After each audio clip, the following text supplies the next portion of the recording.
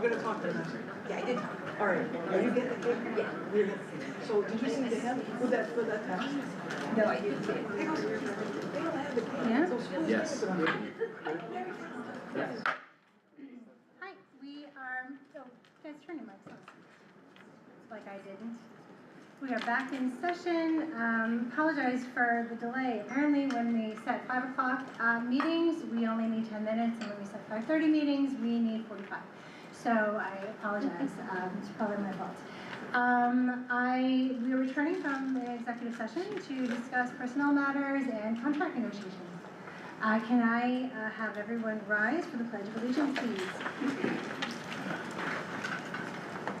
I pledge allegiance to the flag of the United States of America and to the republic for which it stands, one nation, under God, indivisible, with liberty and justice for all. Okay, I would like to clarify that I am calling to order the official budget hearing, which is a education department requirement. We're going to be presenting, again, the BOE adopted 25-26 budget. Are we going to be talking about it, however? I believe we've talked about it quite a bit. Or are we just presenting? Yeah, we have pretty much walked through, but Okay. many details, sure. Okay. Then we haven't modified anything, notwithstanding New York State's imminent budget that seems to be coming any day now. Can I ask for any public comments on the BOE adopted 25-26 budget? We can do it after I present it, we can see what public comments there. Okay, no problem. We will reserve those as well. Go ahead. So thank you very much. As Mrs. Holder mentioned, that the state adopted a budget and they were finalizing budget bills, and so there's still a lot of conversation around some of those budget bills. Related to the school budget, the foundation aid formula, as anticipated, did not yield any additional funds for the school district. Most of the additional funds actually went down state for the most part, and so we didn't necessarily go into this budget with the assumption that we're going to get additional foundation aid as well. So I want to walk through some of the slides, some more quickly than others. One of the things that I think is always important for the public to know that when we start the budget process, we analyze a lot of data to see what are the assumptions that we're working with, be it contractual cost assumptions, and just basically try to figure out how do we try to forecast and predict our expenditure exposures at the start of the process. And then we start thinking about then what are the things that we expect the budget to address. And preservation of program is a big part of that process. I won't necessarily click on the budget calendar link, but there's a pretty extensive process that we go through in developing the budget. The budget circulates around our mission statement, and this is a graphical depiction of that in the sense of what we want to ensure that the budget aligns with the organizational vision, mission, and goals, and so certainly that's a big piece of it. This is our fiscal responsibility budget from this current year, and as you see, the first objective is to truly have a strategic budget. And what I mean by that is to think about expenditure exposures and the implication of it for multiple years. Recognizing that one of the things we try to do is to be able to continue a program year after year after year as we move forward. So certainly that's one of the big objective of the budget itself. The framework, this framework drives a lot of the conversations around instructional programming, not only new programming, but also when we analyze existing programming in terms of what do we want to continue, change, or otherwise. We kind of go through this whole notion of trying to identify the why behind it, the implication for students, and then the what, the how, and how well. So a lot of analysis of data to try to make sure that the decisions that we make are consistent with our goals and objectives. And these three questions, I think, are probably the three questions that most people have embedded in their mind. And one of the first questions is, how do we make the classroom and school experience more relevant for students year after year? Recognize that each year there are different factors at play, and different students, different student body, different student needs. So it's a big question, and also how do we capitalize on those cultural shifts that's taking place. And the last one, again, is to ensure that we have equity and outcomes for our students. And so the budget is truly a planning document and yield a number at the end of it, but it's certainly a planning document. Coming into this budget, we knew that there were some significant challenges that right from the beginning we're going to encounter, and honestly still, as we sit here, still major concerns around health insurance costs and RX costs, because there's a lot of merging of in the health industry right now, and so there's a lot of fluctuation in price points, and so we're watching that very closely. The foundation aid, as I said, is based upon the governor's proposal, and we didn't anticipate seeing a lot of increase, nor did we see a lot of increase after the adopted budget. The property tax cap kind of limits our tax levy capacity unless we go for a supermajority, which is something that most people have failed. So certainly something that we recommend doing. And our tax cap this year calculated to be 3.29, and you'll see later on that we're actually right at that cap. So we're maximizing the property tax cap. Federal funds is something that again, we still have on the radar as to watch, and if we have an unfortunate situation that federal funds in jeopardy, we want to understand what are the cost implications of that. And so between our title grants and grants related to special education, it's about $2.3 million that we would have to take into consideration as we're doing so. And certainly the collective bargaining with STA, our Teacher Association, and CSA, our support staff, is something that's right now as a part of the process we're going through, and those two groups probably easily represent 80% plus of our employee population. So recognizing that salary and benefits is about 80% of our budget, quite frankly, those two groups represent a significant portion of the budget dollars themselves. So those are some challenges coming into the process that we knew we had to address. The piece that we're looking at is coming off COVID back in 22, 23, when COVID funds were there. We knew the COVID funds were going to dry up, and so we started a very strategic way of I'm going to say divest is not the right word, exit strategy off COVID funds, so that the current year, that 24, 25, we're not having a situation, as you see, where a lot of places now are starting that process of how do we start to move away from expenditures that you can no longer afford. We started strategically over those years, weaning off some of those reliance and dependence on COVID funds. Personnel management is always a big thing that we think about.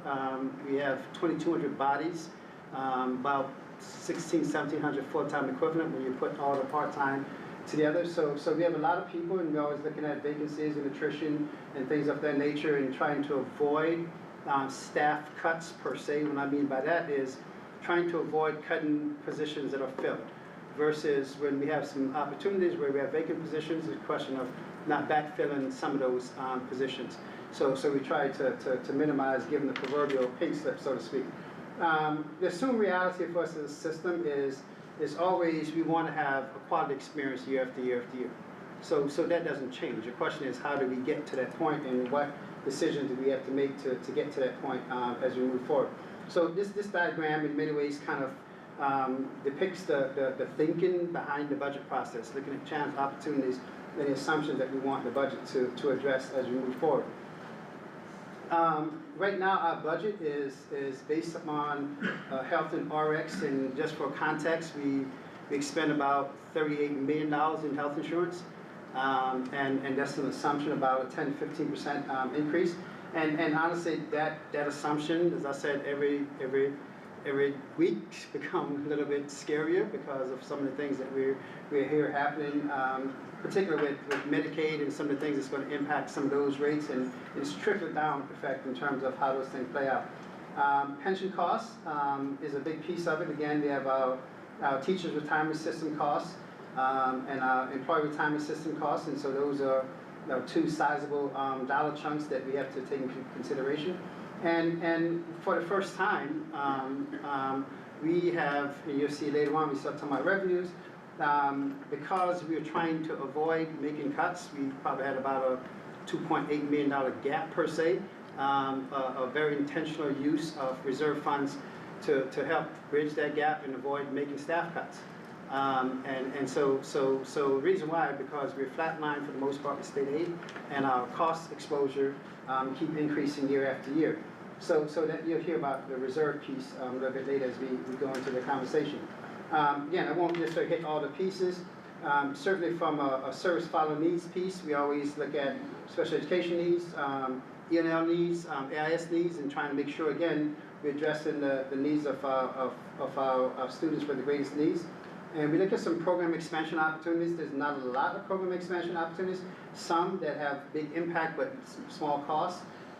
We have the benefit of having enrollment, particularly at elementary level, that's relatively flat. So therefore, we're not compelled to add staff because we're seeing increases in enrollment. And the reason why I point out elementary section is directly a result of enrollment. High school, secondary section is a combination of enrollment and class choices, so to speak. So there's different factors at play. So those some of those kind of things. Focus on safety is something that every year we want to look at. We want to make sure that we keep in mind what are some of the things that we're looking to enhance, not only physical safety, but now cyber safety. And if you heard this week, the biggest crave is kids blowing up Chromebooks. And so let's speak to the due diligence that we always have to exercise as a system when it comes to those kind of safety protocols. Just for the sake of the board, so each year we put out an incentive to try to see if we get a sizable number of retirements on the teaching side. This budget is contingent upon 14 at the deadline. The deadline was extended several times over. And just to kind of give you a breakdown of where those retirees fall. And we make an assumption that when we're replacing those positions, that we're going to average around step 4. In other words, you hire some people higher, some people lower, and over the average, it comes around that. We're watching that because honestly, that average is probably more like step 6 now. We're hiring more individual with experience in the last several years, so we're watching that because we want to see if that's a trend or versus just an anomaly from one year to the next. So we want to see a few years and see what's the trend line before we make this adjustment and this assumption about step replacement. On the service follow needs, again, this budget doesn't add a lot of staff in. Some key areas that we know we wanted to enhance some aid services, particularly with some early grade level special education programs. We have been seeing an influx of students coming in at a young age with a diversity of needs. And so for the past couple of years, we've been adding program adjustment programs, and a lot of these programs come with the needs for aids, so we're looking at that piece very closely. It's like we're still unpacking some of the special education needs as we speak.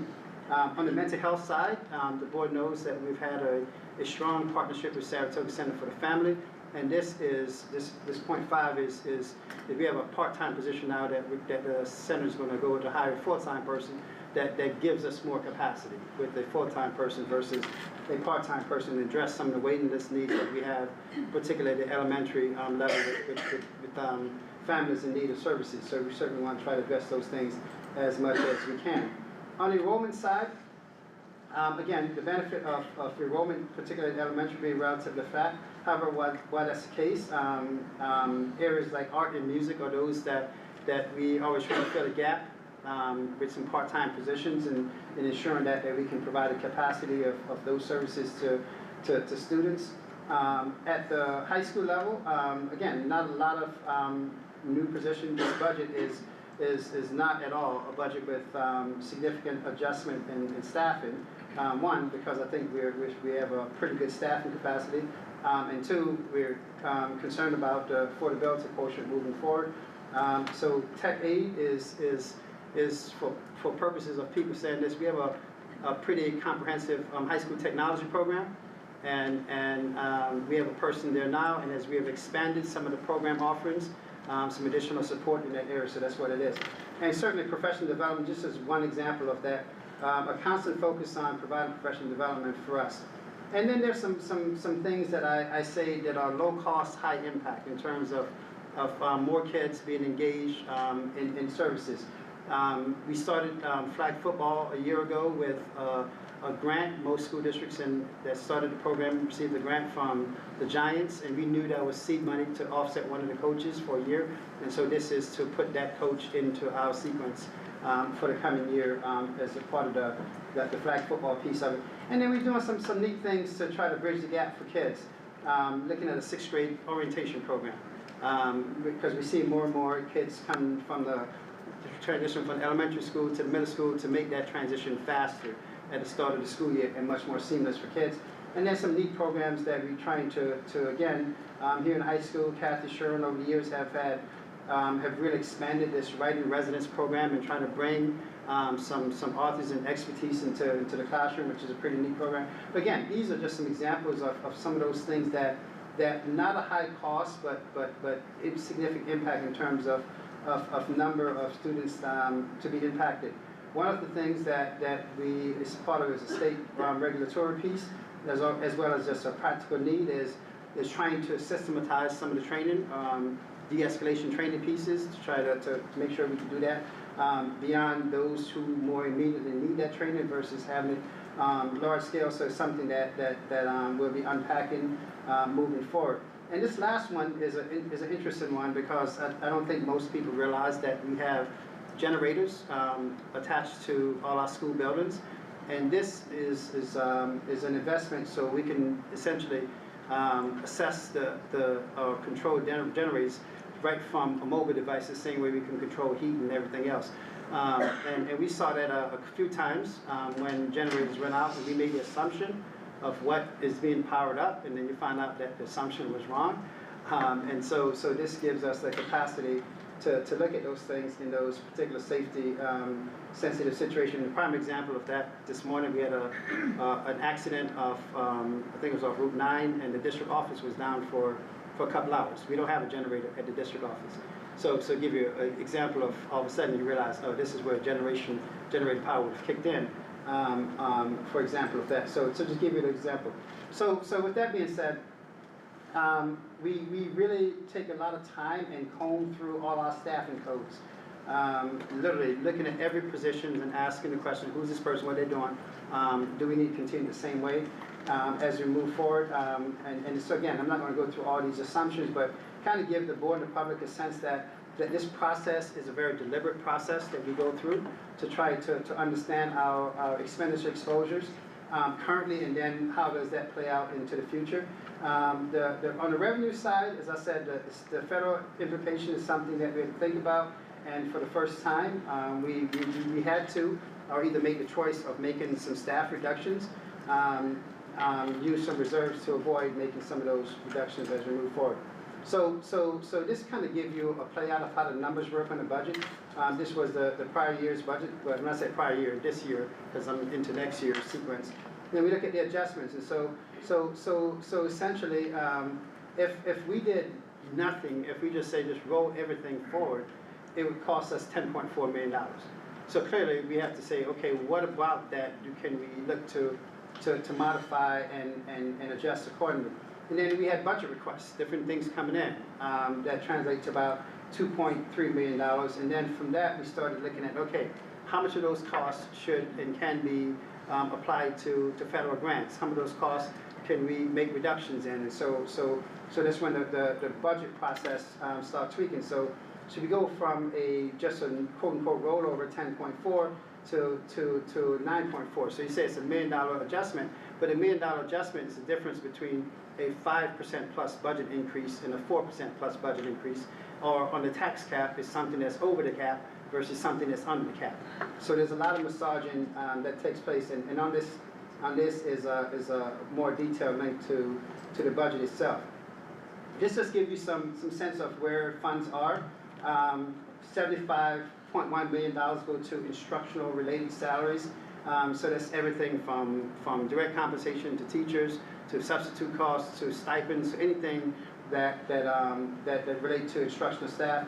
Administrative salaries, not necessarily administrators, basically all those folks who are part of the administration of the system, 3.2, and then the non-instructional staff, about 35.4 million. So this kind of gives you some sense of truly where the funds are in the budget itself.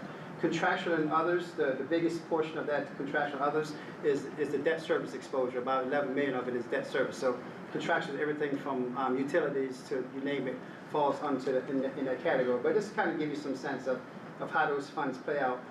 Textbook library is a reimbursable piece, so we try to maximize that state reimbursement for those textbook library software. It's actually textbook library software, all those kind of lumped into that category. And then we contract through BOCES for a variety of services, CTE programs, a variety of services through BOCES as we move forward. And then another big chunk in the budget you see here is benefits, and a big portion of that is health insurance. And so then you have everything from FICA and all those other federal withdrawals that falls into that category.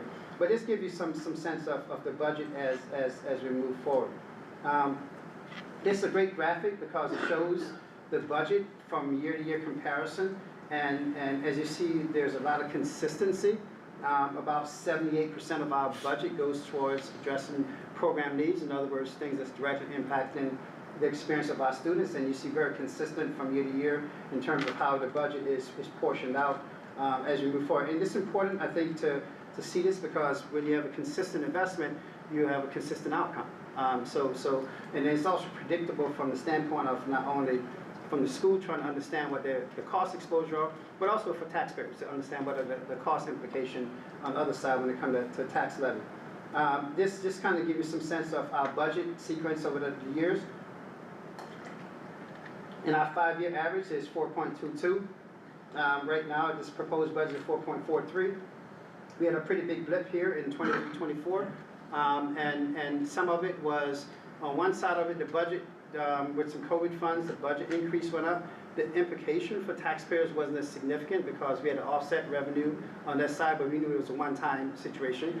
And so that's why I see that blip of 6.3. So that 6.3 is actually what skewed the average a little bit when you look at it from the sequence of things. Because our sweet spot has always been around the 3.25% increase in the budget set. But this kind of give you some indication of the pattern of the past 5 years. Again, big piece of on the revenue side is our tax cap.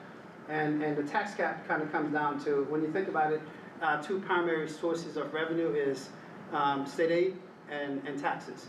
And so when you look at this, foundation aid is about 6 to 7 million, and property tax is 145 million. So it's about a 70-30 split when you think about a revenue source between those two sources of revenue. And there's a formula that calculates the tax cap, and our tax cap calculation was 3.2. As I said before, we're looking to maximize and go right to that tax cap. As I noticed here, the next slide, one of the things that when we went through this whole process, you know, some people say you have a gap, some people have deficits. My thing is like we just have to make a decision on what we're going to do in terms of preserving programs and what's the best way to do so. We allocate fund balance in a couple of different ways. Through unappropriated fund balance, 1.5 million, through our reserve fund, and a lot of these have accounting restrictions in terms of how much you can allocate from reserve for certain things, and this one is one of those that have accounting restrictions. So for employee reserve, about 660,000. From our ERS, Employee Retirement System Reserve. Last year, we allocated 750K. This year, we go on as high as 2.1, and that's pretty significant increase with that piece of it. And I say pretty significant because the piece that we have to think about is some of the fluctuation that we're seeing right now in the stock market. Depends on how they stabilize at the end of the year. The impact is 2 years out on all these rates. And so the question is, what does 26, 27 look like on these rates based upon what's happening right now in 2025? So again, one of those things to be mindful of. The TRS rates, TRS reserve, we're looking to allocate 725 from that reserve. Again, trying to fill that gap to avoid making program reductions. And so this is a new territory, if you will, for the board. But I think it's a territory that in a time where to make program reductions is you know, it's a forced choice. Make program reductions or look at some reserves that over time we try to balance those allocations, which from a recommendation, that's what we recommended, that's what the board adopted. So just to give you on the revenue side of the equation, again, a flavor of where our revenues come from is about 65% from property taxes. Property taxes is broken down in a couple of things. We have some payment in lieu of taxes, basically when a business, a company wants to come to town, so to speak, they broker a deal with the powers to be, and we're told how much they're not going to pay taxes, and we get this payment in lieu of the taxes. Just to give you some sense of that. Federal Reserve, federal revenues, we don't get a lot. This is primarily Medicaid reimbursement. We don't get a lot of federal revenues beyond those title grants, as we mentioned before. The budget proposal that's here is based on the governor's proposal, and the final budget is pretty much right around the same benchmark. There were some adjustments in expenditure-driven aids, but the total is roughly around the same where we are as a system moving forward. And then we have other revenues, so other items, a bunch of other miscellaneous things that bring revenue into the school district as well. The one that particularly, I wouldn't say nervous, but we have to watch, interest income. And again, as we think about some of the turbulence particularly on the federal level, some of the things happening with the Federal Reserve Bank and some of those kind of things, all those things impact what's happening on local banking investment interest. And so we're investing. We took it's not a gamble, but we're making an assumption that the revenue trends on the investment side will continue to jump up. And so last year it was around $2 million. This year we added a 1.4 to that, about 3.4 million. So this is definitely one of those areas that we have to watch very closely as the year unfolds, to see where investment opportunities are. And so people know schools are, investment instrumental tools are very limited. So it's not like we go out and invest in whatever. It's very limited, very high, secure, low risk, what I call the CD, mom and pop CD kind of thing, rates where it's, and used to be treasury, things that's based on the treasury, which is pretty secure, but nowadays everything is kind of fluctuating. So we're going to watch that closely as the next school year unfolds. And then, as I said before, our fund balance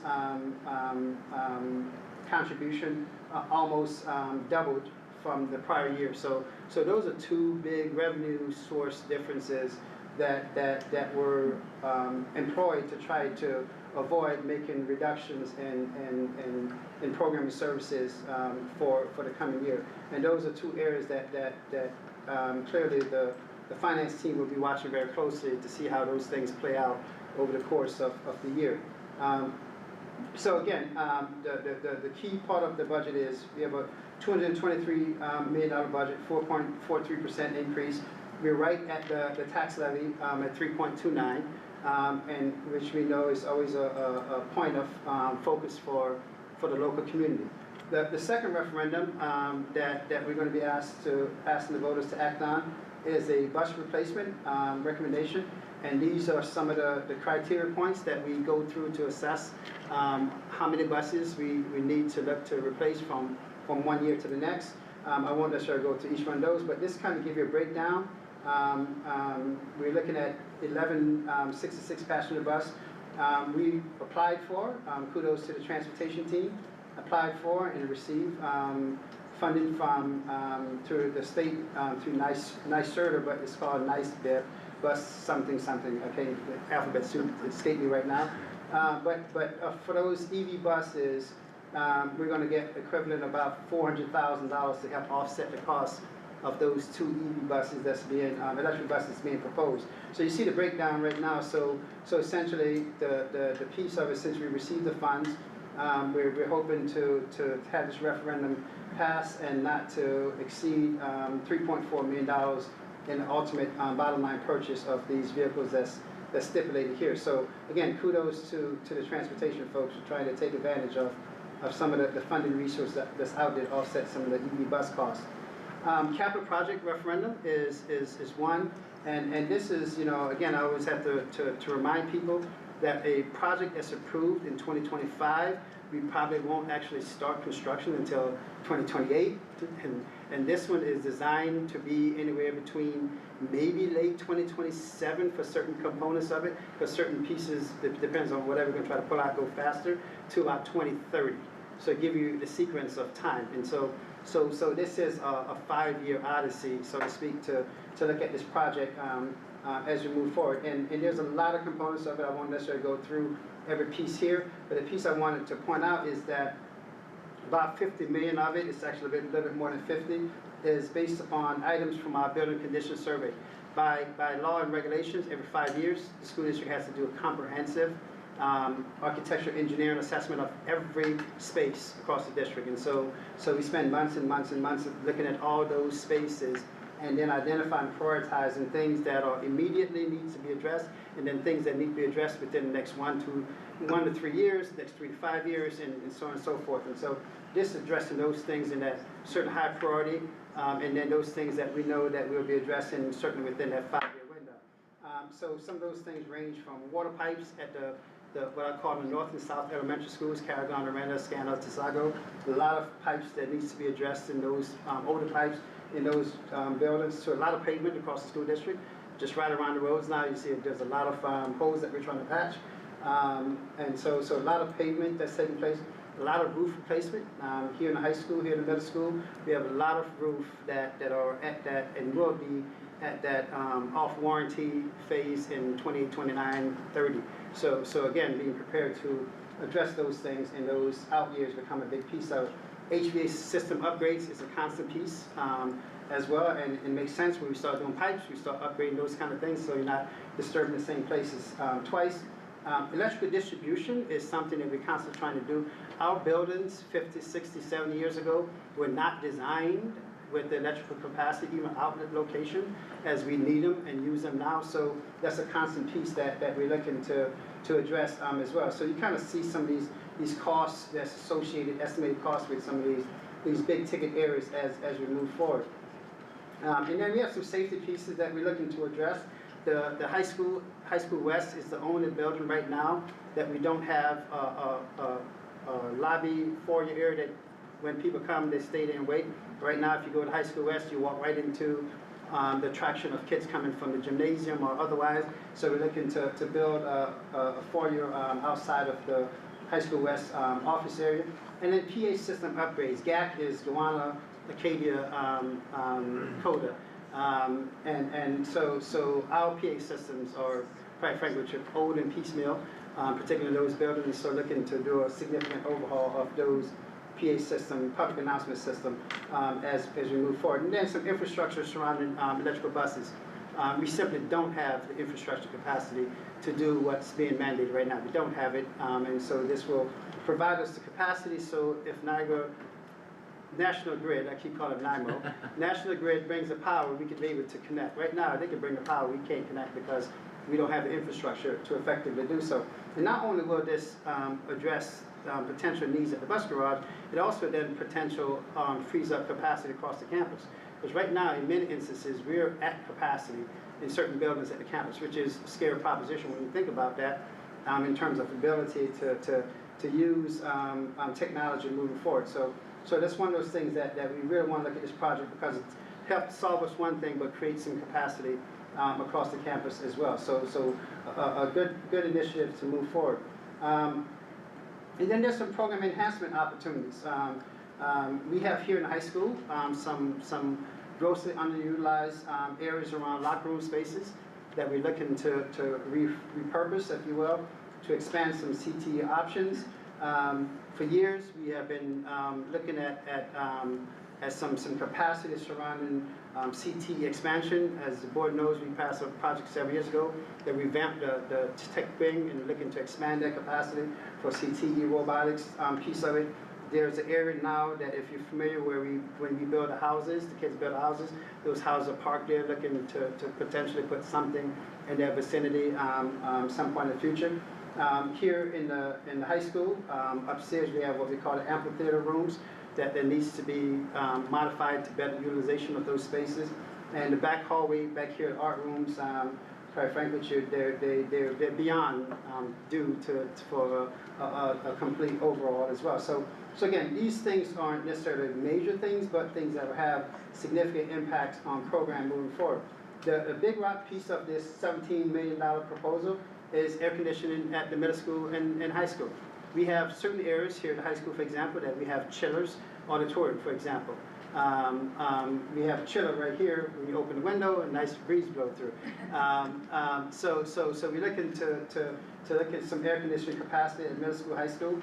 The middle school technology classrooms, looking to revamp the middle school tech area as well, looking at some of those type things as we move forward. And whenever we have some opportunities to try to do some upgrades, and this spring was a perfect example where it rained every day, and every grass field we had to stay off because it would have been an absolute mess for the rest of the season. So many things were canceled simply because you can't do one practice and then not be able to use a surface for the next 2 or 3 weeks because it's absolutely destroyed. So we're trying to look at some of those capacity as we move forward. So that's the referendum piece of it. Related to the referendum, back in 2016, we passed a resolution to establish a reserve that went 10 years. That reserve is at capacity now, and so looking to create the voters have to act on creating a reserve, act on how much money the district over time can contribute to that reserve. And so this is basically creating the capacity to do so over a 10-year period. And the funds are used to offset different projects at different points to minimize impact on the local tax base. Almost done. So to kind of, in a nutshell, the May 20th referendum, the first one will be the budget itself, as I noted before. Board of Education, we have 3 seats with 3-year terms up. Deanna Stevens, who just left, is one of the incumbents that's run again. Petra Holden, who's here, is one of the incumbents that's run again. Tom Templeton selected not to continue, and I appreciate Tom for his time of service on the board. And we have Andrea Gallo, who's president of the football boosters and been involved in PTA. She has thrown in the proverbial hat, so to speak. So we have 3 individuals running for 3 seats for Board of Education. And then we have the bus purchase, as I mentioned before, the capital reserves I just mentioned a second ago, and then the capital project piece, which I just lost my thing here, the capital project piece as well. So it's essentially, I'm trying to fake it here because I have no idea what I just did to click off that. So essentially that's the okay, excuse me. Essentially that's the sequence of events for the board moving forward. Just kind of give you some statistical pieces in terms of where our revenues, where our tax cap and our tax levy over the years as we move forward. And just some logistics on the day itself. The polls open at 7 a.m. At Gowanna Middle School Gym. And we always remind people that if you're a U.S. citizen, 18 years old, and you have an official government ID, you can vote. We don't do pre-registration as a system, and so having your ID becomes a critical piece of the process itself. So again, absentee ballots are also available. You can apply for put the application and just send you out an absentee ballot to vote, and those ballots are we collect those ballots until 5 p.m. of the day of the vote, and then we'll count those ballots the night of the vote as well. So that's where we are, and if there are questions from the board or from the public otherwise, be more than happy to address those questions. The budget newsletter is being distributed right now to households. To my understanding, some households receive them this weekend, and so there you are. And some will be, all should be getting them between today and tomorrow, so to ensure that people have them in time before the actual budget vote next Tuesday. So thoughts, questions, be more than happy to address any questions from the audience or from the board specifically to the budget presentation, and then we'll close the budget hearing, and then the board will continue with the board meeting itself. Thank you, Dr. Robbins. Anybody from the public have any questions? I was just gonna say, so I write things down as I listen, and you know, It strikes me, so we're doing the right things, and there's no question, Dr. Robinson, now is not the time to make cuts to programming and personnel. It is genuinely the time to invest in public education, and we all benefit when children have the opportunities they need to be successful and the facilities they need to stay safe. Look, if you read the news, there's no question things are in flux on the national stage, but it's all the more reason to stay consistent at the local level, right? The district level. And this is a sound budget. And I think the community knows that, so I hope everybody votes as well. Yeah, appreciate that. So I just end with this, and you could do. I'm sorry. Yeah. Oh no, you're fine. I wanted to point out two things. One, anyone 18 or over can vote.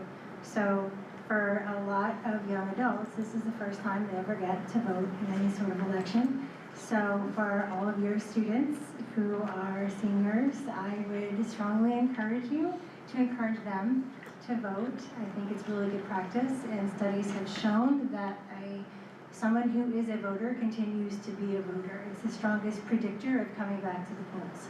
So the earlier we can do that, the better. And I actually just want to ask a question, which I don't know if you know the answer to. When was the last time Shen dipped into their reserves for a budget?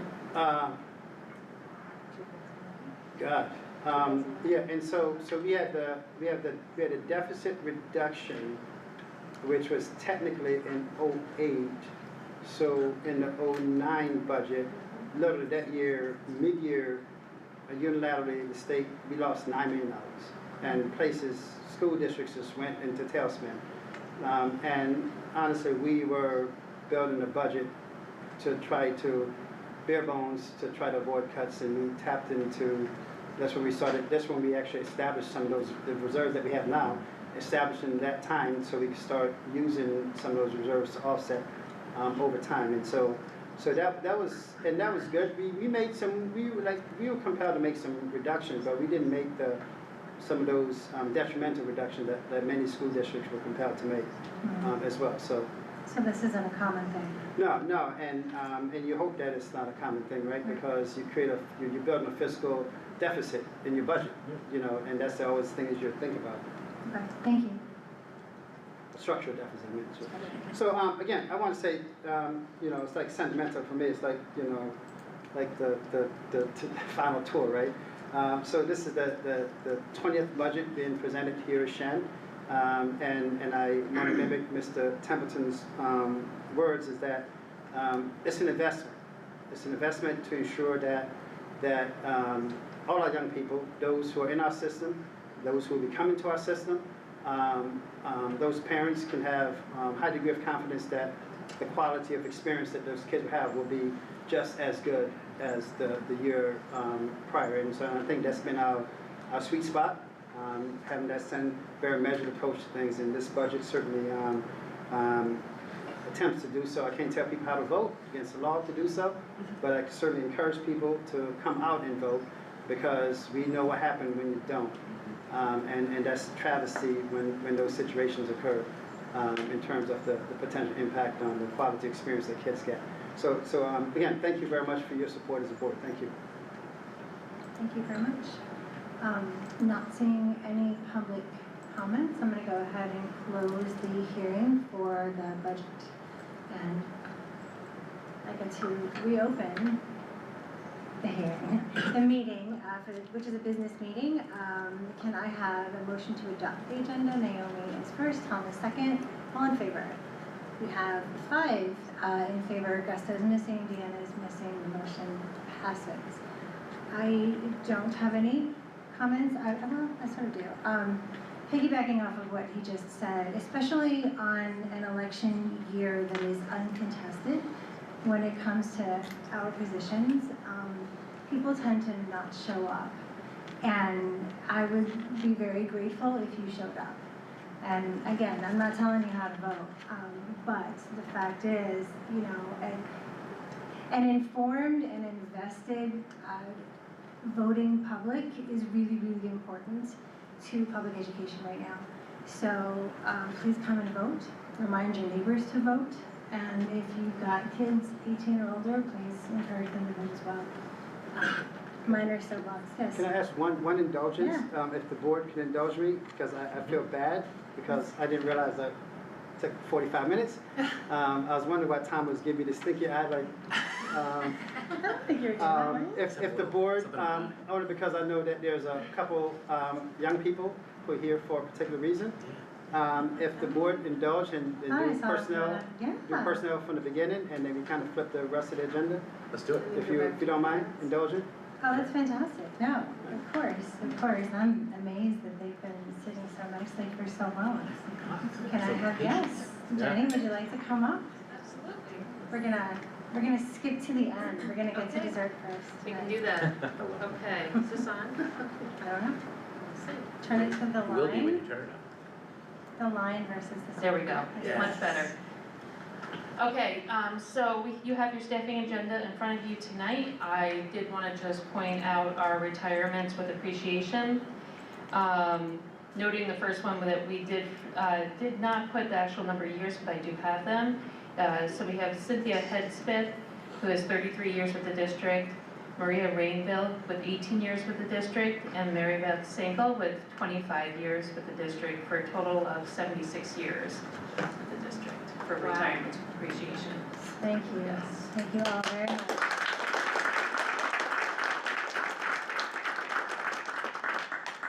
Additionally, we have a second item, which is our appointment of our interim superintendent for the district.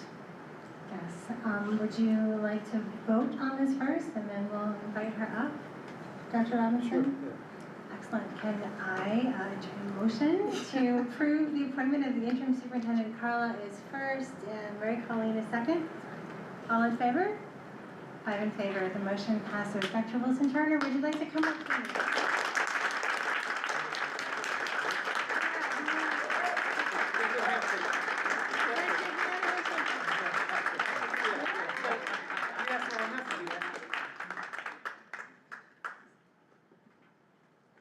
Thank you, appreciate you. Congratulations. I'm so excited. Yeah.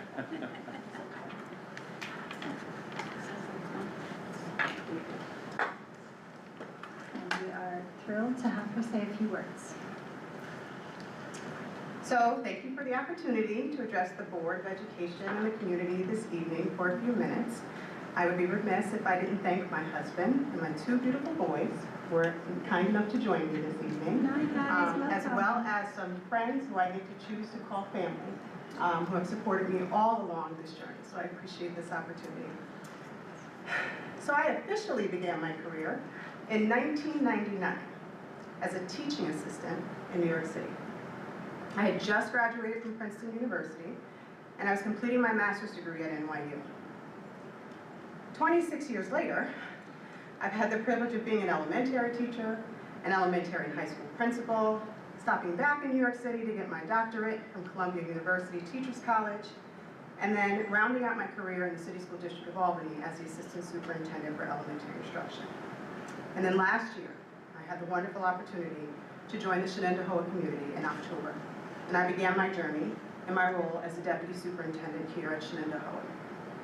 I left a district I grew up in to shape the district my children, their friends, and our neighbors are growing up in. My career in education has transformed me as a professional and as a person. It has shown me the capacity we have as educators to influence, impact, and change the trajectory of the lives of children and whole communities. I have been incredibly lucky to love every job that I have held, and I will approach the role of interim superintendent similarly as I have to my previous roles, with passion, purpose, and a continued commitment to creating exceptional teaching and learning experiences and outcomes for our students.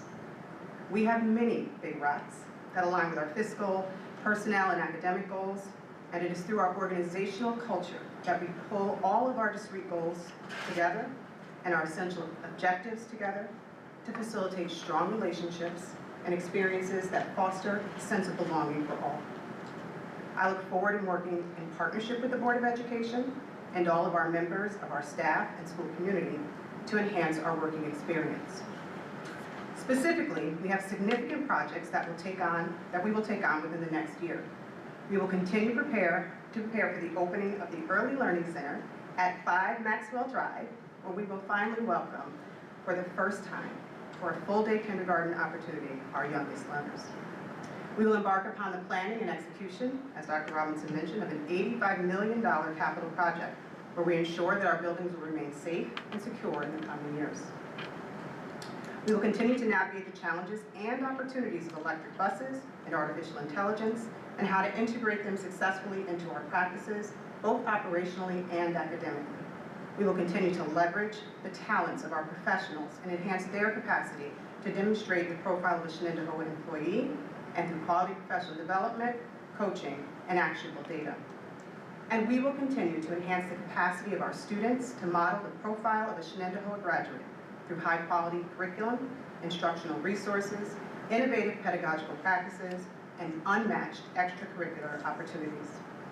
I know this is a significant transition for our organization, and thus it is not lost on me the deep trust that the board and the school community will place in me beginning July 1st to lead one of the highest performing districts in our region and in our state.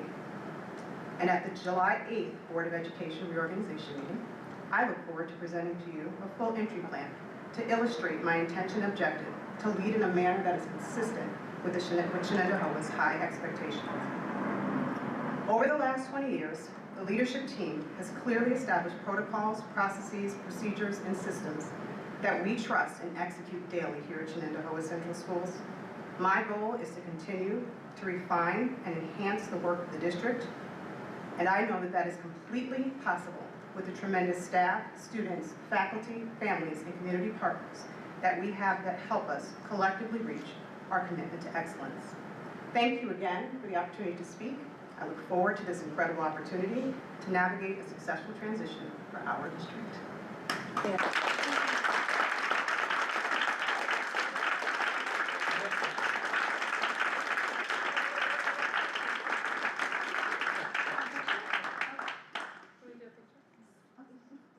Vanessa wants a picture. Picture. I want a picture. How about with the family too, maybe? Also. You'll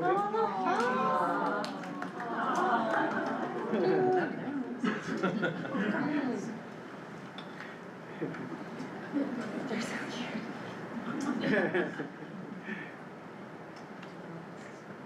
So, wait, Who do you want to? Oh, yeah, you should. let's do this side. You don't want to bring one of them? Oh my God, it's falling off. So, we do it on this side. What? Yeah. What's that?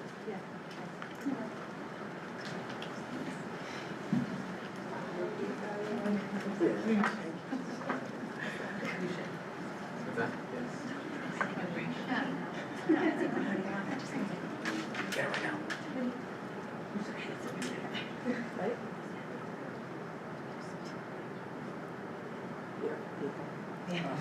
Thank you. No, it's good. Yeah? Thank you. You good? Thank you.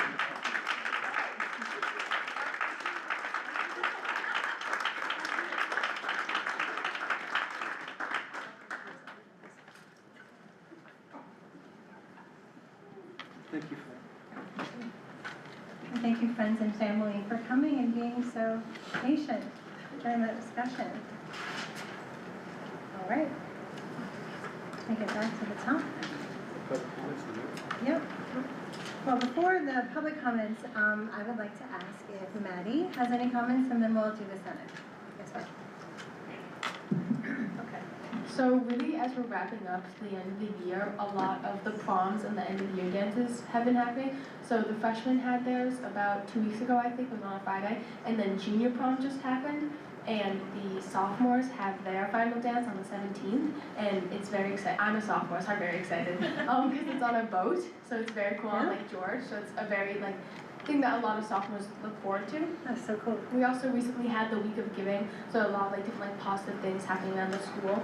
And with the high school musical company, we went to the high school musical theater awards, where Lily Sinnott got an award for best outstanding side performer. So that was really exciting for her. And a lot of the high school, a lot of Shen, the musical company, was there to support and just like have fun with that.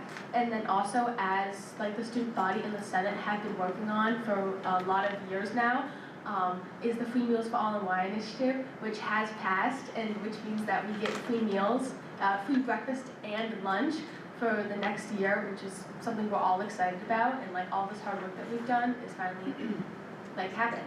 So that's, yeah, that is what I say. Congratulations on your advocacy. I know you all worked so hard on that. Thank you. Senate, yeah, would you like to comment?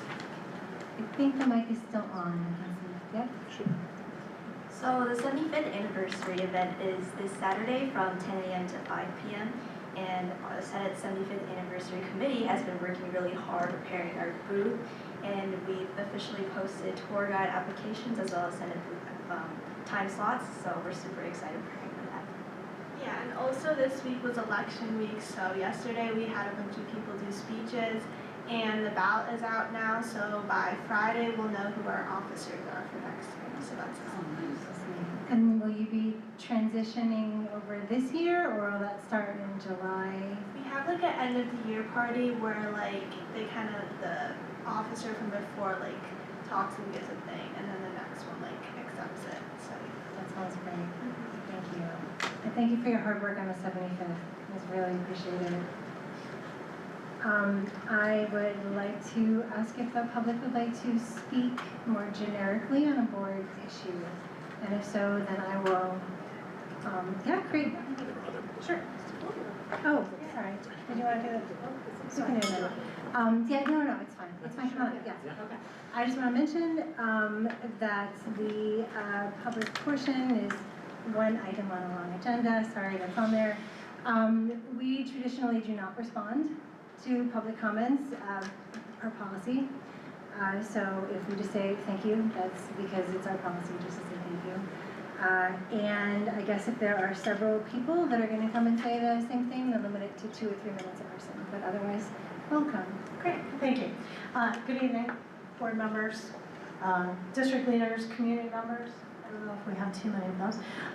My name is Jessica Connolly. I'm president of the Shenendehowa Teachers Association. And I'm honored to address you in support of our shared mission, which is providing the best education that we can for our students. First, I'd like to voice the STA's support for this year's school budget.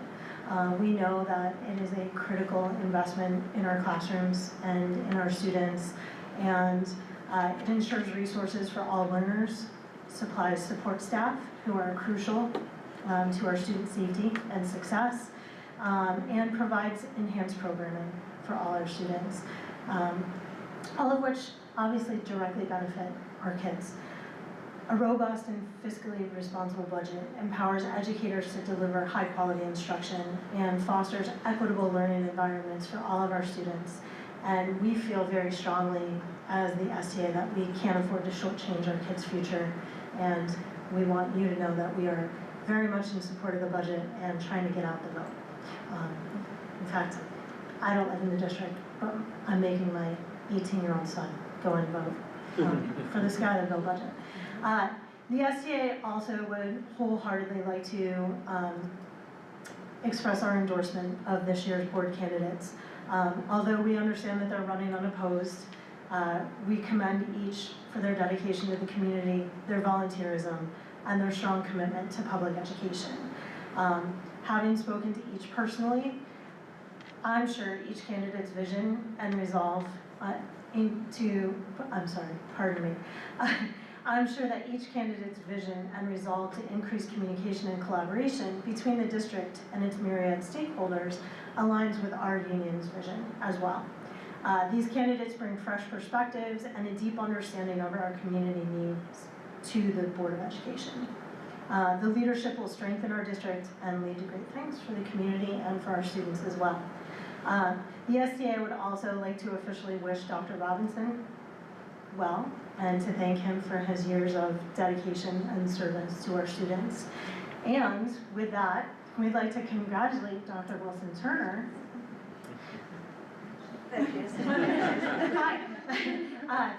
On her appointment as interim superintendent, we wanted to say that we really look forward to, I'm gonna turn so I can actually see it.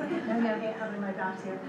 We look forward to continuing our path of open and honest communication and effective collaboration that has thus far ensured a high quality education for all of our students. Finally, the STA would just like to ask for a swift and fair resolution to our ongoing contract negotiations. We feel that our teachers deserve a contract that reflects their tireless dedication and expertise. And we're asking for a contract that supplies fair wages. It guarantees classroom safety and recognition of the increased responsibilities for those who teach our neediest students, as well as supplies adequate preparation time for our hard-working elementary teachers. We ask that we finalize a contract that supports all of our educators and ensures this stability for all of our students. In closing, we ask the community to work with us to encourage the board to act decisively. We ask them to join us in helping pass the budget. We ask them to endorse the Board of Education candidates, and we also encourage a swift settlement of our contract negotiations. And in closing, we'd just like to say, together, we feel that we can really build a school district that's truly committed to excellence. So, thank you. Thank you.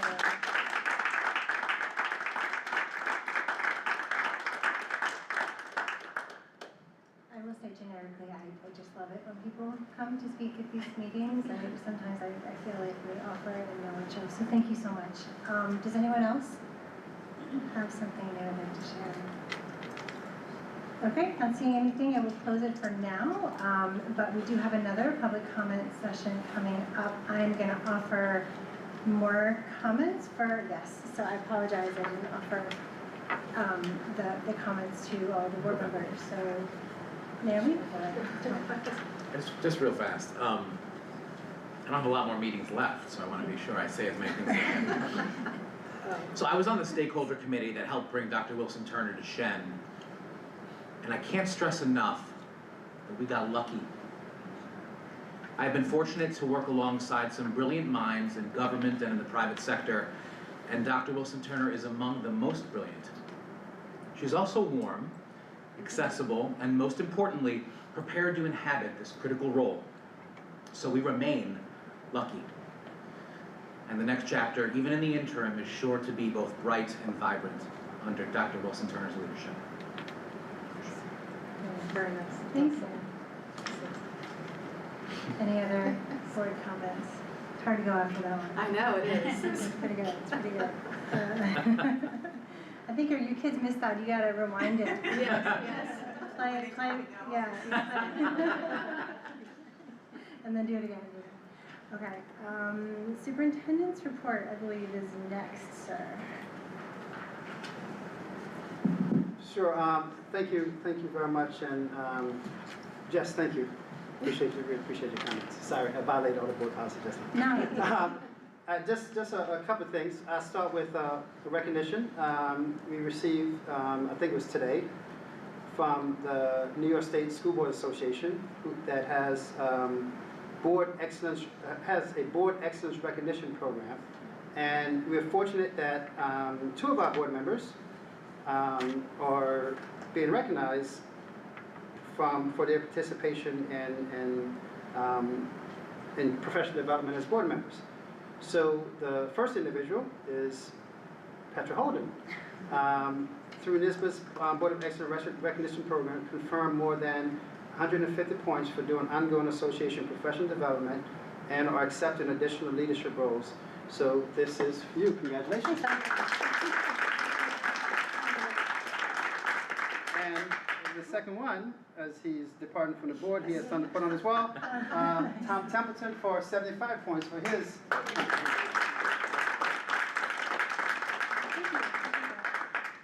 So it's always nice, and as a board, this board has been one of those boards that has invested time to attend conferences, to go to different PD things, and I think it makes the board that much better as a unit.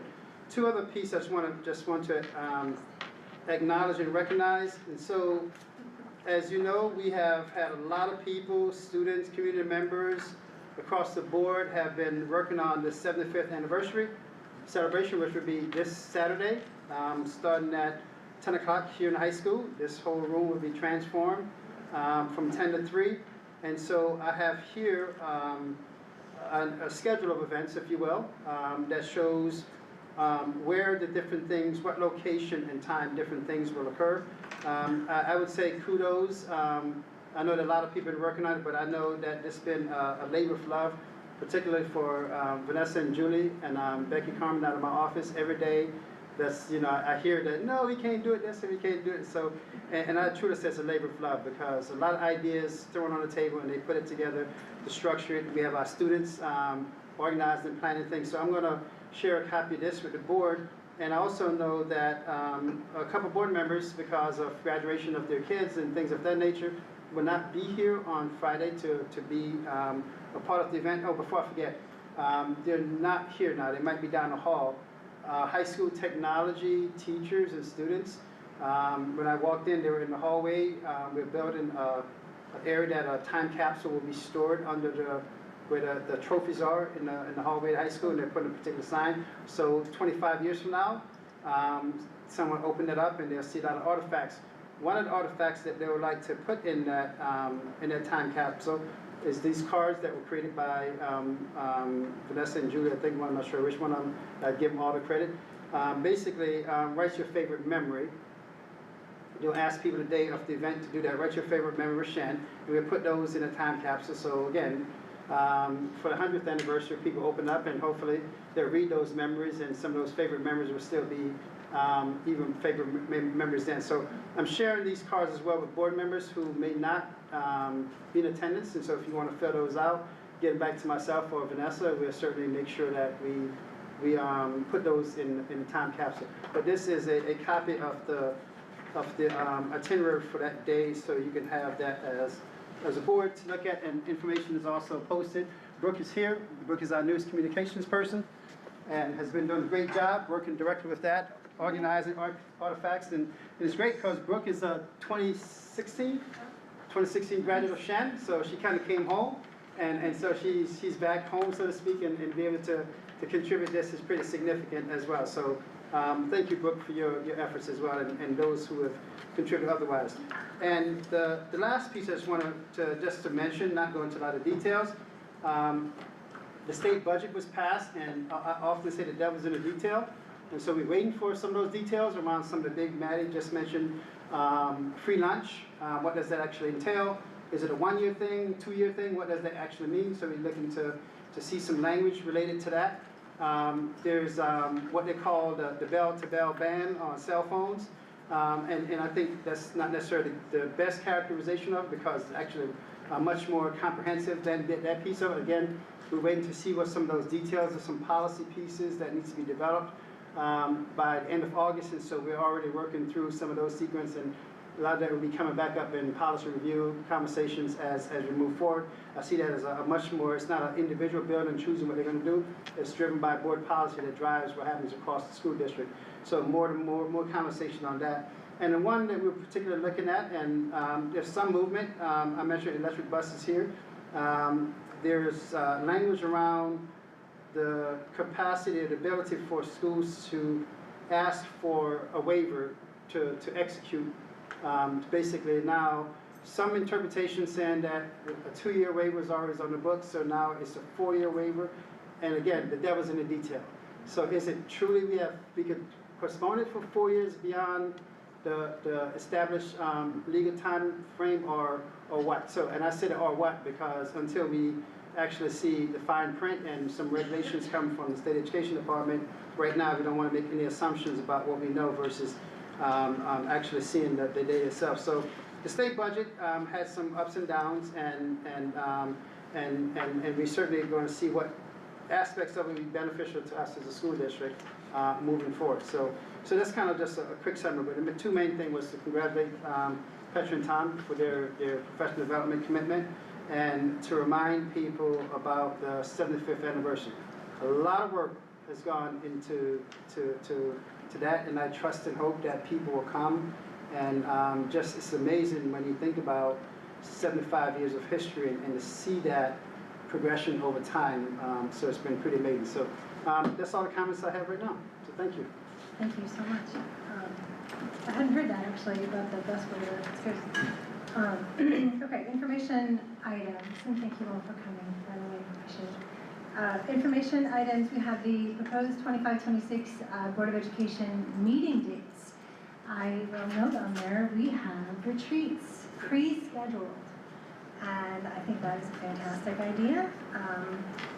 We can discuss whether or not those work for everyone, but getting them on the books, I think is one that was Dr. Robinson's idea, and I think it's great. If we have any discussion you want to have about it, or the nature of those, we can talk about that later.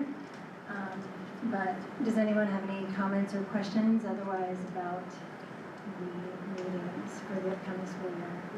We have done the retreats usually in the August meeting, or August.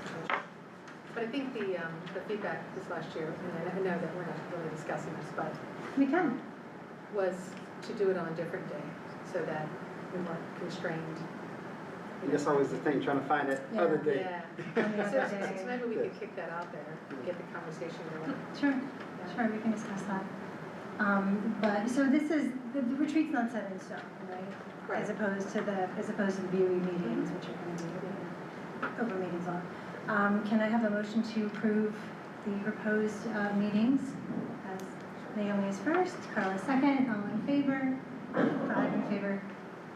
Motion passes. Next up, we have the overview of the NISBA resolutions. You'll notice there's no linked information there because I didn't prepare anything.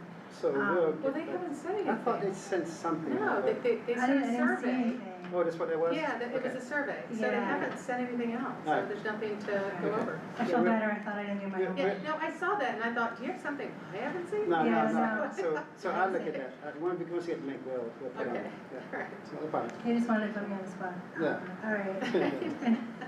Hi, Ms. Carmen, welcome. Good evening.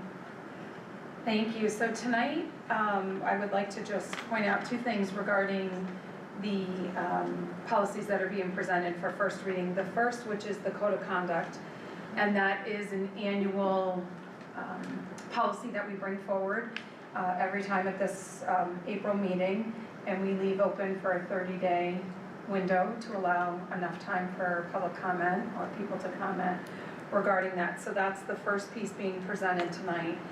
The second piece, second policy, which is being presented for first reading, is brand new, and that is our artificial intelligence, and that's policy 8272. And this policy has been formulated to really help us navigate the complex challenges and opportunities that are presented by artificial intelligence. And it's really just to make sure that we're ensuring also the responsible and ethical AI integration and safeguarding student privacy and preventing misuse. So the policy is the policy statement and the general overview, and then the regulation is there for informational purposes, which is our guide to help us guide us through this work and to define some processes. And we know that as AI is developing, our regulation is probably going to be changing from time to time. But this is our first proposal that we are putting forward. Thank you so much. I would encourage all board members to take a look if they haven't already. That's a really smart thing. Very forward thinking. And I like that you didn't just say AI. I mean, because we forget, right, that AI actually stands for artificial intelligence. I think people try to think of these as, like the actual intelligence, and we have to remember that we can put them in a box, and it's artificial, and they're tools. And we can make rules around the use of tools, just like anything else. Thank you. The other thing I think I really appreciate about this policy, you also go to the redefining and so there's a little bit of educating the public too as to what it is, and I think that was nice. As it evolves, we'll continue to evolve. Exactly. Yeah, this isn't set in stone. Yes. Yeah, we're definitely changing. Yeah, I know, right, daily. Thank you. Thank you. Moving on to the consent items, we have the treasurer's report. Can I get a motion to approve? report. Naomi is first, Mary Colleen is second, all in favor? 5 in favor, motion passes. Next up, we have the last 3 sets of minutes, April 8th, the 23rd, and the 29th, all from 2025. I will take them as a group. Can I have a motion to approve them? Mary Colleen is first, Tom is second, all in favor? 5 in favor, motion passes. Next up, we have the addendum to the pre-K contracts. These are UPK provider contracts. It's just additional reimbursement language to be required, I think, by SED. Can I have a motion to approve the contract amendments? Naomi is first and Carla is second. All in favor? Thank you, 5 in favor. Motion passes. Next up is the appointment of Chief Inspector of Election and the Inspectors of Elections. We do that every year. If you'd like to put that up on the board, or that's okay. It'd be interesting to put their names up and we thank them for their service. Can I have a motion to approve the inspector and the other election officials? Mary Colleen is first, Tom is second. All in favor? 5 in favor. Motion passes. Thank you. Everyone go vote. Said that 3 times now, so you have to. The next one's the approval of the common driveway easement. This is an easement to share, I think, at our district office, right? Yeah, I believe there is a cost sharing provision in terms of who has to pay pave it, which would be great if that happened. Yes. Can I have? Yeah. Can I have a motion to approve the common driveway easement agreement? Carla is first, and Mary Colleen is second. All in favor? 5 in favor. Motion passes. Next up, we have the approval of permanent right-of-way easement. Not sure if I remember that one. Same thing, it's the same. It's the same thing. It's just permanent right-of-way and water easement. They're just separate. Correct. Excellent. We're gonna Okay. run water from, across by, what's the restaurant bar across the street? Ted's? From Peddlers, that Oh, side, Peddlers. across over Oh, well. to that park. So Chelsea Park is considered a park. The way the district office is considered Chelsea Park.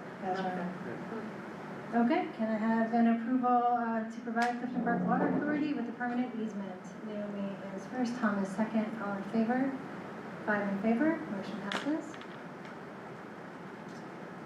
Next up, we have 4 bids: interscholastic sports supplies, physical education supplies, healthcare supplies, and floor finishing. All of them were bidded out, and the results are in the agenda.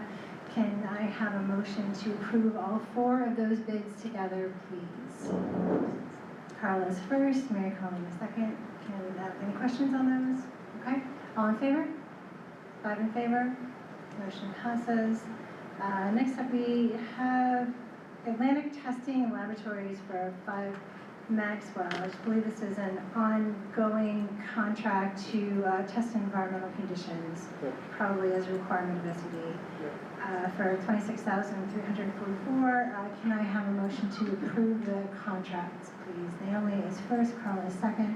All in favor? 5 in favor. Motion passes. Then we have 2 contracts. I'm going to do them separately, even though they're both for the capital project. One is the Freeman Project Management. I believe he's going to be the general contractor and project manager for the capital project. Can I have a motion to approve his contract? Mary Colleen is first, Carla is second, all in favor, 5 in favor, motion passes, thank you. And then secondarily, we have our architects, Mosaic Associates, who will be the lead architects on the plan. Can I have a motion to approve their contract? Naomi is first, Tom is second, all in favor, 5 in favor, motion passes. Now we have Narek Purchase. It's, I'm trying to remember what this one is. Master Library Drawings and Interactive Floor Plans for AED, fire extinguishers, alarm systems, etc. Can I have a motion to approve that for about $6,000. Carla is first, Naomi is second. All in favor? 5 in favor, motion passes. Next up, we have scholarships and local grant donations. I asked you a question about this a couple days ago.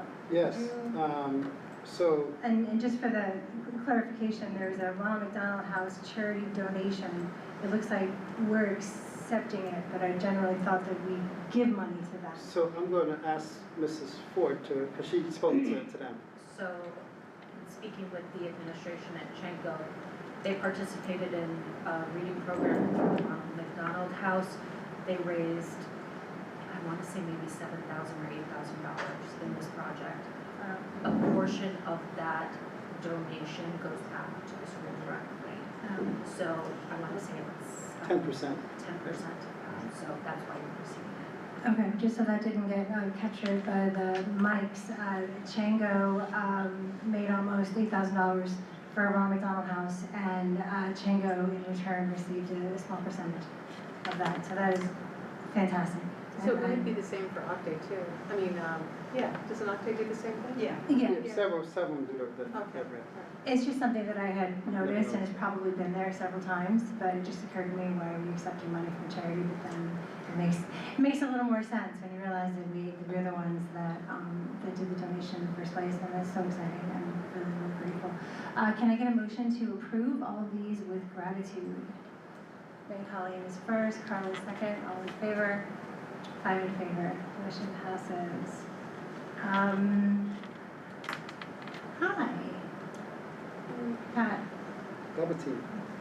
both of you coming up. Welcome, this is the acceptance of the special education placements, and we have a new face. Yes, and I know you remember Brianne Hazelton, Hi, the welcome. incoming director. Yes, yes. And Glad yes, to we be are here. here to present the recommendations from the committees on preschool and special education, school-age special education for 24-25 and 25-26. So, are we retroactively approving them for 24-25? What is that? No, we still have amendments that are being made to IEPs and students who are going through the evaluation process. Mhm. So they might have an IEP for this year and for next year. I see, okay. Well, that makes sense. 162 pages worth. Good night. Do you have any questions for these ladies? Okay, well, can I have a motion to approve these special education placements as written? Tom is first, Carla is second, all in favor? 5 in favor, motion passes. Thank you for coming, thank you. Nice to see you. Okay. This person. Did we? Yes. So, did we approve the staffing recommendations generally as well as for the Yes, we did. Perfect, okay, so I just wanted to make sure we did that on the record. Hi, welcome back. Hello again. So this, there's a lot of policies being presented for second reading that were presented at March's policy review meeting. And tonight I'm putting them forth for second reading. Any Questions? Questions? Just going through these to remember myself. These include some of the new temperature regulations. Yep, and most of these are special education, except the new extreme temperature, which we did talk a little bit about when I presented it for first reading, but in regards to second reading, it's a new amendment that was recently passed regarding the extreme temperatures, and the law, is, talks about occupying classroom spaces and support spaces when the temperature exceeds a certain temperature. So we have some measures in place and processes in place to be able to address that moving forward. Okay, sounds good. Absent any comments? No, can I have a motion to approve, please? Naomi is first, Carla is second. Thank you so much, Ms. Carmen. All in favor? 5 in favor, motion passes. We have a second public comment session, if anyone would like to come up and speak. Okay, seeing none, I'm going to close the second comments section, and now we have, for the good of the order, Tom, you're going to say something again? I can. No, I was kidding. All right, I just want to give you all the opportunity. I'd like to do a couple of shout outs. Absolutely, please. Just, I'm sure you know of all the appreciation weeks that have been going on. In May 6th, there was appreciation of nurses. I'm sure you may have seen some of that. So I just wanted to thank the nurses here at Shen for all that they do for the students, besides just, bandaging up cuts and that sort of thing. All of the, emotional learning and the care that's given to the students that needs it. So I want to thank them for all that they've done. This coming week from the 16th to the 22nd is transportation appreciation. And with all that Dr. Robinson brought out, of all the things that are happening here, our transportation department is phenomenal. And the things that they do, the most important is they keep our kids safe. So in everything that's going on, I want to thank them for their work too. And last week, I'm sure it was all over the newspaper and on the news, it was Teacher Appreciation Week. And we have a group of faculty here that is phenomenal also, as also that Dr. Robinson brought out and Dr. Turner brought out. They do so much in the classroom, but also outside of the classroom. There's so much that's going on. Our students here have projects and programs that are better than anywhere I've seen. And so I'd like to definitely give them a shout out also for all that they have done. So for all of these people, thank you for everything you've done. Thank you. That was lovely. Thank you. It really means so much coming from a teacher. Yeah, the teacher herself. So I also wanted to say again, congratulations on being recognized by NYSSBA. That is meaningful. It's your time. It's not an easy commitment to make, and so congratulations again. Thank you. Stand up for that. Also, for our new board members, Thursday is the first awards that you have to stand through, and this one I don't think will be anything like the senior awards, but it sort of prepares you for that, so wear comfortable shoes. There's a lot of standing, but it's so much fun. I love it. My daughter is going through a recital, a dance recital, and Thursday night is one of her many things that she has to do for that, so I'm gonna miss it. Oh, I know, but I already told Ron, but I'm not gonna miss the other ones, but I cannot come to Thursday, so I know. Well, I know, and they come, they're fast and furious. I know. This is the first one, this Thursday, next Wednesday. Yeah, we It's just got the the senior awards, that's the big one. Yes. As Yeah. far It's as Thursday too. Yeah, that's a the long, long. oh, is it Thursday? Yeah. Okay. Is it Thursday? Yes. It's a long one. And then there's a freshman one. And then the freshman one is coming in June. I also wanted to say that, next, when the vote on the 20th, Shattuckon has a STEAM night. They do it every year. They do it as a way to also get parents to come out, potentially gently remind them to go vote. But it's actually a really cool experience. I think that the teachers, the staff, they do an amazing job with that. So I do plan to go to that and to hang out over there. I think it's from 6 to 8 roughly. But it's a fun experience. It's also, something to do right before we come here and we watch them count the final and open the final ballots. So I think it's a nice tradition to get into. So the last 2 years, since COVID, I think it's been the last 2 years they've done it. They brought it back. Anyway, it's a great evening. I also want to say, because I know we're going to rush to the end of the year here, and there won't be many opportunities. So I wanted to say to Tom, thank you for your board service. It's definitely no small feat.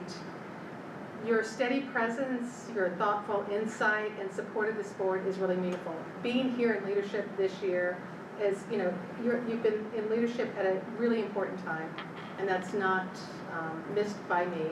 And I'm speaking for myself. I want to emphasize that so I don't make anybody feel uncomfortable, but I think for me, it's something that really needed to be said.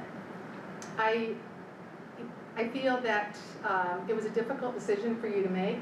We did talk, and I know how hard it is to make the decision to step away from this important work, but knowing that it's for your family, I think I have so much respect for that, and I really appreciate that what you put into here at the table, and walking away from it, I know it was not easy. And walking away is probably a very strong word, because you still have young children that have many years here in Shen. He's not going anywhere.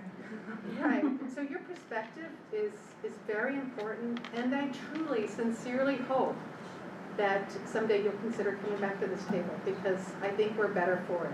So I didn't want to put you on the spot, but I really felt it was important to say these things. She's trouble. Okay. Everybody's so nice tonight. So, Nice every time. no, of course. I try so We're hard. always nice. It's true. It's sweet, it's very sweet. I agree, thank you for all your hard work. And I'm sad you're not coming back, but Naomi's right, and you can always, you're gonna be around a while, right? Yes. Absolutely. Yeah, well, I think almost everything was said. Again, you guys come out on Saturday, come to one of the things, come to all of the things. Our students have done so much work to make this happen, and just for that reason alone, you should come out and appreciate it. I hope you all have a great rest of your week. And if there's nothing else, I will entertain a motion to close the meeting. Nobody wants to leave, Paul. That's a first, oh my gosh. All right, Thomas first, Carla is second, all in favor? I just didn't want to be the first. Yeah, 5 in favor, motion passes, thank you. Thank you all. If Jason were here. I know.